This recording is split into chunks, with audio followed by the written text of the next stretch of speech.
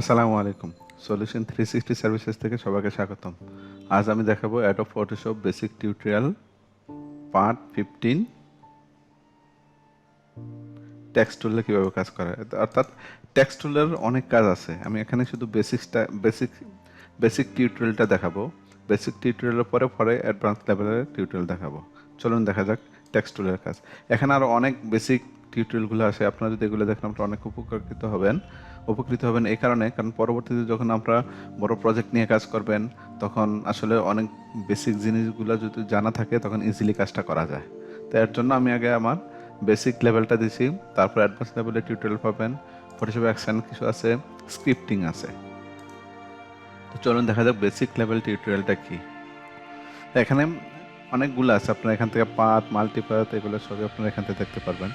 তো এখন দেখাবো টেক্সট টুলের কাজ। চলুন ফটোশপে যাই। তো যাওয়ার আগে আমি এখানে একটা করছি যে আসলে কীভাবে বেসিক টাইপ টুলের কাজ করা হয়, তারপর কীভাবে এটা এডিট করা হয়। সাধারণত আমরা হরিজন্টাল টাইপ টুল টি প্রেস করলে, কিবোর্ড থেকে টি প্রেস করলে এটা সিলেক্ট হয়, অথবা যে এখানে টি প্রেস করলে অথবা এখান থেকে আনতে পারবেন।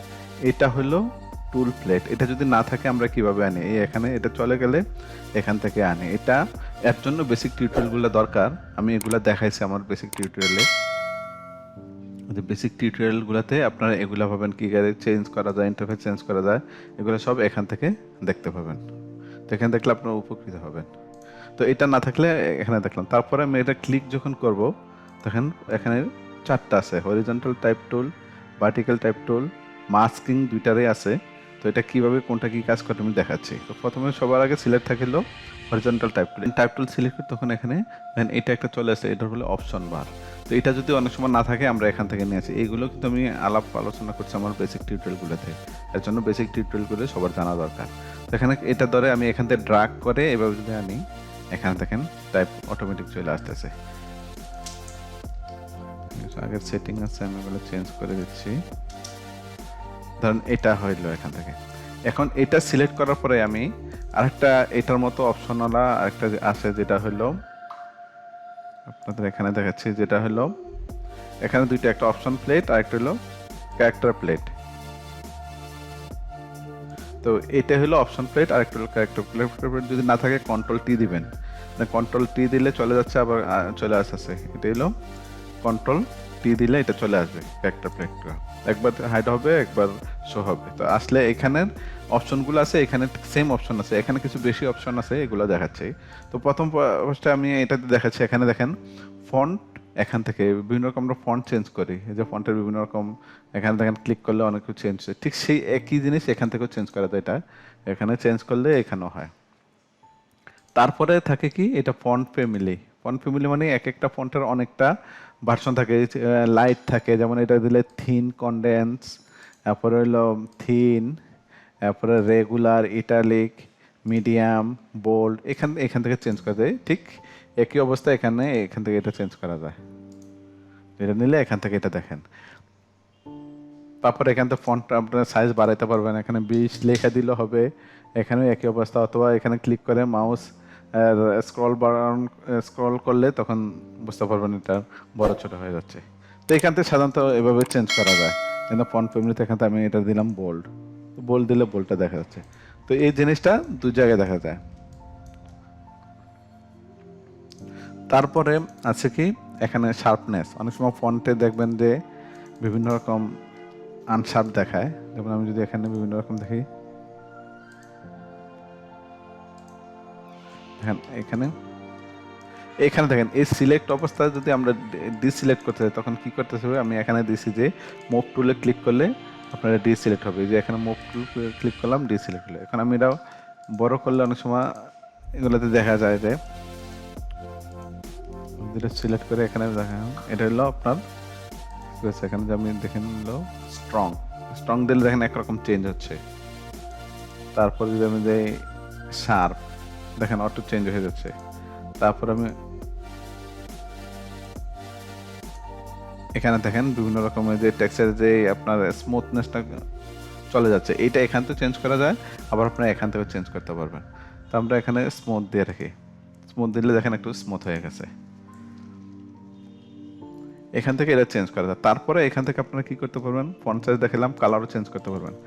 সিলেক্ট করে আমি এই যতটুকু কালার করবো এতটুকু আমি সিলেক্ট করলাম, করার পরে এখান থেকে আমি কালার চেঞ্জ করে দিতে পারি, অথবা এখান থেকে কালার চেঞ্জ করে দিতে পারি একই। তারপর আপনি এখান থেকে দেখেন এই লেখাটা কি আছে, সেন্টার অ্যালাইন আছে।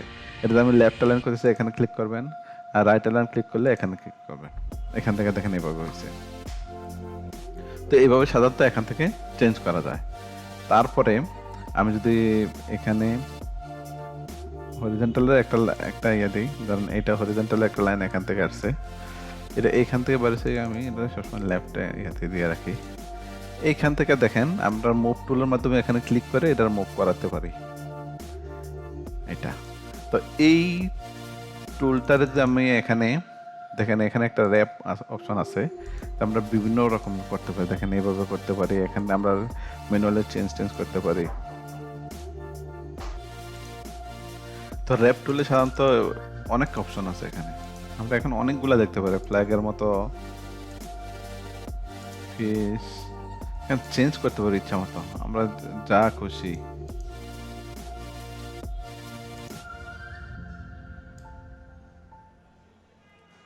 এখান থেকে চেঞ্জ করতে পারি।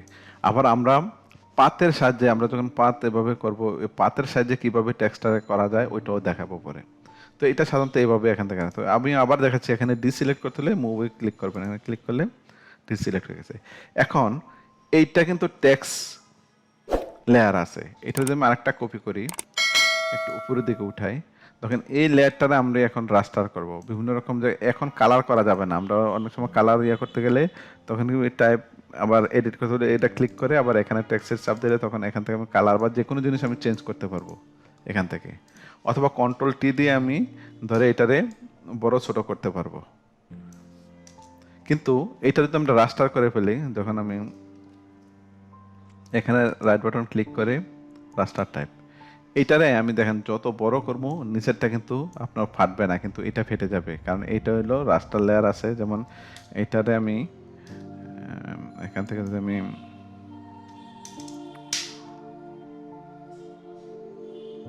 রেজুলেশন বাড়াই দিই, তখন বুঝতে পারবেন যে আসলে এটা কতটুকু চেঞ্জ হচ্ছে।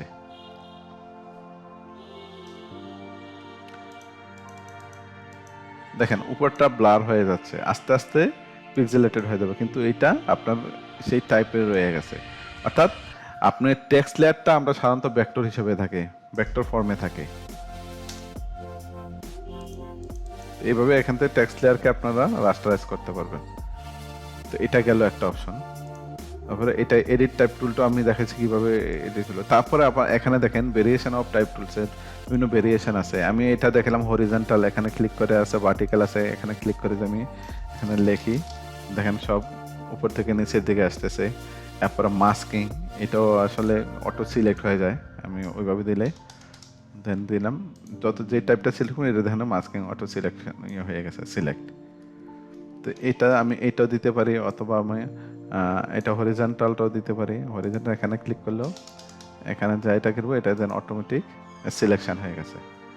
তো এটা এইখান থেকে আসলে এগুলা এভাবে করা। কিন্তু এই টেক্সট টুলের কিন্তু অনেক কাজ থাকে। এখানে আমি অপশন বারে কিছু দেখাইলাম, এছাড়াই অপশন বার ছাড়া এখানে কিন্তু আরো অনেক ফাংশন আছে। ফাংশনগুলো এক এক করে আপনি দেখাচ্ছি। যেটা হলো যে লিডিংটা কি আসলে? লিডিং হলো amount of speech between the line of type.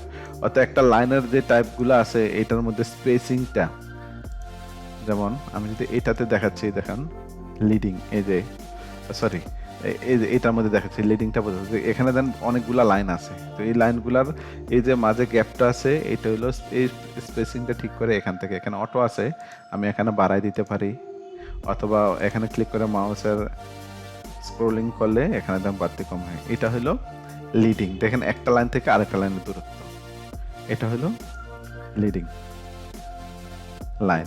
তারপরে ট্রেকিং আছে, ট্রেকিং হলো এমন স্পেস রেঞ্জ অফ লেটার, অর্থাৎ একটা লাইনে যে লেটারগুলো থাকবে এটার স্পেসটা, এটা হলো লাইন স্পেস, এটা হলো লেটারগুলোর স্পেস। যেমন আমি এখানে যদি দিই এই লিডিং, এখানে আমি 100 দিলাম। আর এই অংশটা যদি আপনারা না পান, কি আগে আমি দেখাইছিলাম কন্ট্রোল টি দিলে এটা আবার চলে আসবে এখান থেকে, দেখেন এটাই দেখাছিলাম যে কন্ট্রোল টি দিলে কিন্তু এক একটা প্লেটটা চলে আসবে। তারপর ট্রেকিংয়ে যাচ্ছি, যেটা হলো দেখাচ্ছি, এখানে দেখেন গ্যাপটা বেড়ে যাচ্ছে। 300 দিলে দেখেন অনেক বড় গ্যাপ হয়ে যাচ্ছে, অর্থাৎ প্রত্যেকটা দেখেন এখানেও গ্যাপ বাড়ছে, এখানে বাড়ছে, এখানে বাড়ছে, প্রত্যেকটা একটা রেঞ্জ অফ লেটারের মানে একটা লাইনের প্রত্যেকটা লেটারের গ্যাপ বেড়ে গেছে। এটা হলো আপনার হলো লিডিংটা বেড়ে গেছে, সরি এটা লিডিং না, এটা হলো ট্রেকিং। ট্রেকিংটা করে ফেললাম। তারপর একটা আছে কার্নিং। এটা হলো শুধুমাত্র দুইটা স্পেসিফিক লেটার বা ক্যারেক্টারের মধ্যে এটা চেঞ্জটা হয়, এটা পুরোটার মধ্যে হবে না। যেমন আমি এটারে আমার আগের জায়গায় সিলেক্ট করে কন্ট্রোল দিয়ে সিলেক্ট করে জিরো দিয়ে আগের জায়গায় নিয়ে আসি। এখন যদি আমি এই যে এইটা যদি আমি চেঞ্জ করি, এখানে যদি 50ও দেই দেখেন কিছু হবে না, কিন্তু আমি যদি এখানে মাঝে ক্লিক করে এখানে 50 দেই দেখেন গ্যাপ হয়ে গেছে। 300 দিলে দেখেন এই জায়গাটা গ্যাপ হচ্ছে, অর্থাৎ এটা কাজ হয় শুধুমাত্র দুইটা ক্যারেক্টার বা দুইটা লেটারের উপরে। এখানে যদি মাইনাস দেই দেখেন দেখেন একটার সাথে একটা লেগে গেছে। তো এখান থেকে দিলে তো আস্তে আস্তে দেখেন অনেক সময় এরকম আপনি এখানে করতে পারেন যে একসাথে মিলে গেল। এটা সাধারণত এখান থেকে করা হয়। এটা গেল। তারপরে ছিল ভার্টিক্যাল হরিজন্টাল স্কেল।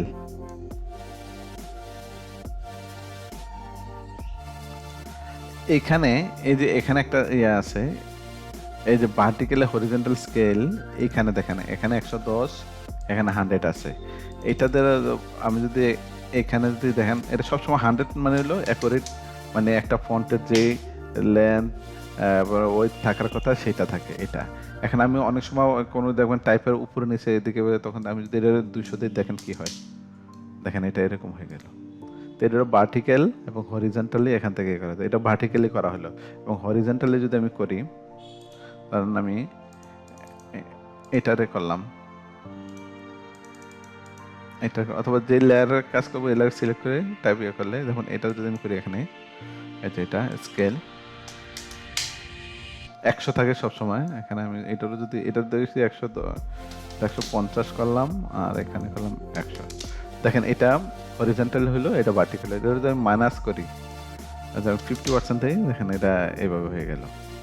অর্থাৎ এখান থেকে এইভাবে দুইভাবে করা যায়, দুইটা, একটা হলো ভার্টিক্যালি, একটা হলো হরিজন্টালি। এখান থেকে ইয়ে থাকে হলো 100, উপরটা ধরি, উপরটা ধরে এটা থাকে 100, সরি এটা ইয়ে হয়ে গেছে 10, 100।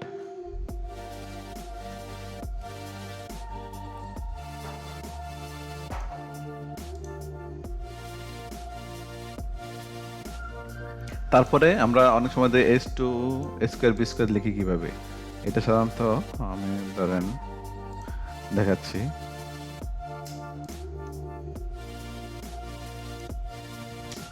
আমরা অনেক সময় কি লিখি এস টু ও বা স্কোয়ার প্লাস বি স্কোয়ার লিখি।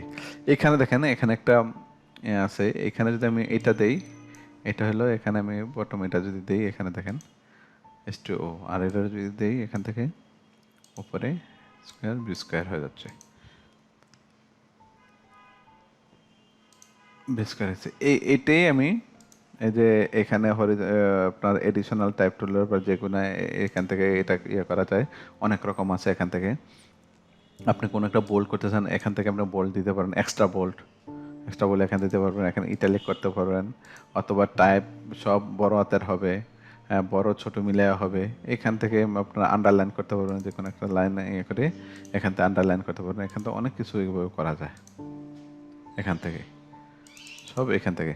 তারপরে এখানে আরেকটা জিনিস বেসলাইন শিফট। অর্থাৎ বেসলাইন শিফট বলতে আমরা একটা যে এই লেখাটা যে লাইনে আছে এই লাইন থেকে আপ ডাউন, অর্থাৎ উপরের দিকে যাওয়া বা নিচের দিকে যাওয়া, এখান থেকে এখানে প্লাস দিলে দেখেন উপরের দিকে গেছে, এখানে সিলেক্ট দিয়ে যদি এখান থেকে মাইনাস করে নিচের দিকে যাচ্ছে, এটা হলো বেসলাইন শিফট। এটা সাধারণত অটো ইয়াতে থাকে, মেনুয়ে নর্মাল থাকে হইলো জিরোতে, না আপ ডাউন করলে এখান থেকে এটা করা যায়, এখানে এটাই ভাবে ইয়ে হয়।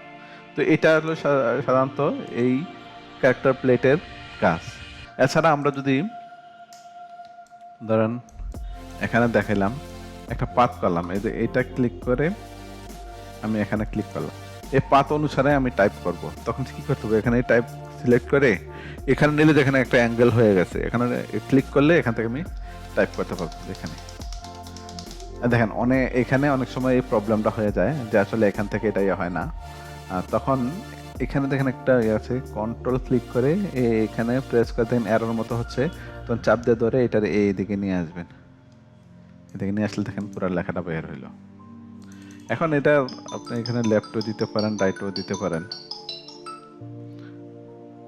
যেটা দেন ওইটা ওইভাবে করতে পারবেন এখান থেকে। এটা গেল একটা। তারপর আমরা একটু কার্ভ দেখছিলাম, আমি যদি এখানে পাত করি, এখানে ক্লিক করে এখানে দিলাম, এখানে দিলাম, এখানে পাত টুল ক্লিক করে এখানে যদি একই অবস্থা এখানে ক্লিক করি, দেখেন এখানে লেখাটা অটোমেটিক হয়ে গেছে। যেটা আমরা করছিলাম এখান থেকে এখানে চেঞ্জ অনেক কিছু করে এখানে অনেক কিছু করা যায়, কিন্তু এটা আমরা করলাম পার্ট টুলের এখান থেকে সিলেক্ট করে।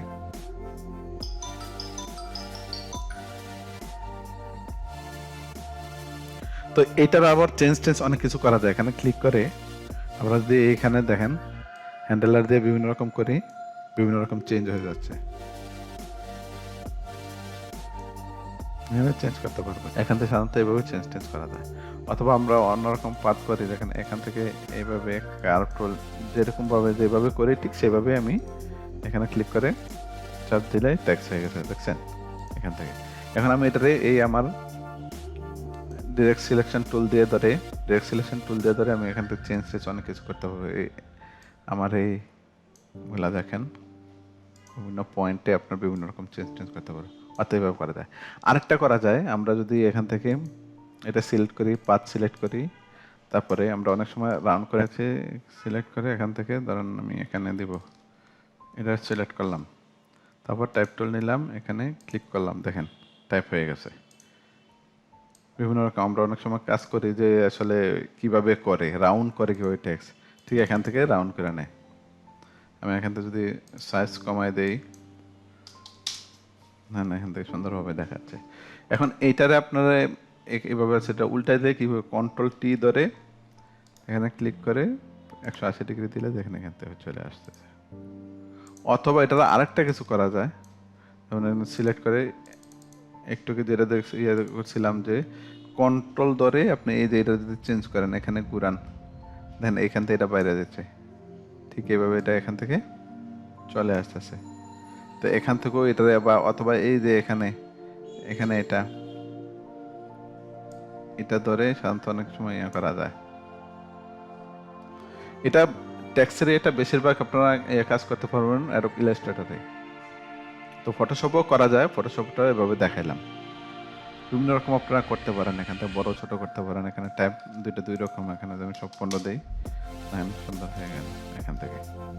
তো এইভাবে আসলে পাতার মাধ্যমে আমরা যেভাবে ইচ্ছা ওইভাবে আমরা টাইপ দেখাতে পারি, সব কিছু করতে পারি। তো এই টাইপ কিন্তু অনেক বড় বড় ফাংশন আছে, কিভাবে আমরা সোশ্যাল মিডিয়া ব্যানার করি, এখান থেকে আমরা করতে পারবো, ইমেজের উপরে এখানে আনতে পারবো, সব কিছু আমরা কিন্তু এখান থেকে দেখাতে পারবো। তো এইটা আমরা আমার পরবর্তী যখন আমি অ্যাডভান্স লেভেলের টিউটোরিয়াল দেখাবো, তখন আমরা কিভাবে একটা টেক্সট সেটিং করা হয়, সাইজ করা হয়, বা কিভাবে কোন মেজারমেন্টে বসাইলে ভালো হবে, এগুলো দেখানো হবে। তো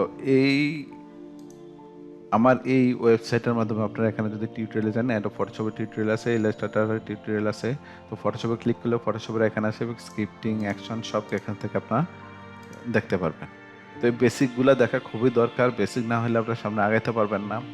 তো আজ এই পর্যন্ত। যারা আমার চ্যানেল এখনও সাবস্ক্রাইব করেন নাই, সাবস্ক্রাইব করে নেবেন, যাতে পরবর্তী কোনো টিউটোরিয়াল আপডেট হলে আপনারা জানতে পারেন। আজ এই পর্যন্ত, আল্লাহ হাফেজ।